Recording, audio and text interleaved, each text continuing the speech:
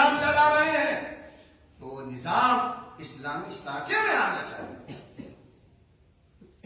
تو یہ صحابہ کی زندگی میں آپ کو بالکل آیا نظر آئے گا.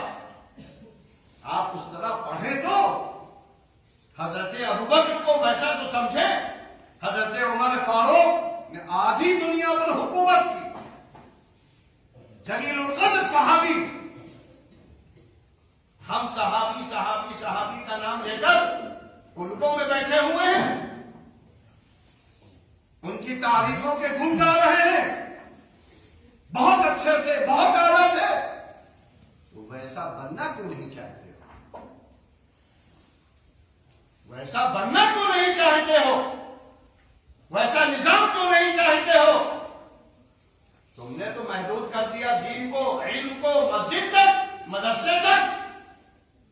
بازاروں میں بھی ہونا چاہیے, دکانوں میں بھی ہونا چاہیے, تمہارے گھروں میں بھی ہونا چاہیے, محلوں میں بھی ہونا چاہیے.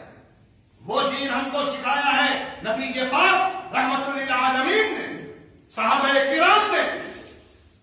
ورنہ دوسروں کی تعریفیں کر کر کے اگر اس کے عمل پر ہم نہیں آئے تو قرآن کہتا ہے تم سے یہ نہیں پوچھا جائے گا حضرت ابوبکر کو نجات ہوگی یا نہیں, عمر کو نجات ہوگی کہ نہیں. تلک امۃ قد خلت لہا ما کسبت وَلَكُمْ مَا كَسَبْتُمْ.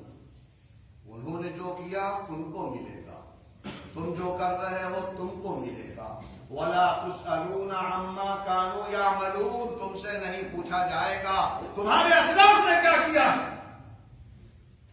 تم سے تمہارے بارے میں پوچھا جائے گا تم کیا کر رہے ہو.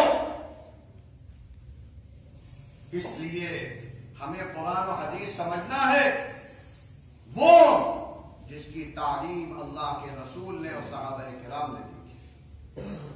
زبان سے کہہ کر دی تھی, عمل سے کہہ کر, اور سب کے سامنے. اسی لیے اللہ کے رسول صلی اللہ علیہ وسلم نے فرمایا کل امتی يدخلون الجنہ الا من ابى. میری امت کے سارے لوگ جنت میں جائیں گے سوائے ان کے جس نے انکار کر دیا. تو لوگ سمجھ رہے تھے انکار کا مطلب کیا, زبان سے انکار کر دیا کافر ہو جائے گا, مشرک. آپ نے یہ نہیں فرمایا. قیل ومن یأبی یا رسول اللہ. اللہ کے رسول سے پوچھا گیا کہ انکار کا مطلب تو سمجھائیے. تو یہاں کیا مطلب سمجھایا گیا, جو عملی انکار کرے وہ جہنمی ہے. زبانی انکار کرنے والا تو ہے ہی ہے, جس کو ہم کافر اور مشرک کہہ دیتے ہیں. جو عملی منکر ہے وہ بھی منکر. اگر ہم نماز اللہ کے رسول کی طرح نہیں پڑھ رہے, زکات نہیں دے رہے, دکان نہیں چلا رہے, تو ہم اللہ کے رسول کے منکر ہیں, منکر. اسی لیے حضرت ابوبکر صدیق نے جہاد کا حکم دیا تھا ان کو, جنہوں نے کہا تھا کہ نہیں اب تو زکات ان پر ہے, ان پہ نہیں ہے, تعویلات کرنے لگے. تو حضرت ابوبکر صدیق کا جملہ, جب تک ہم زندہ ہیں دین میں کمی نہیں ہو سکتی.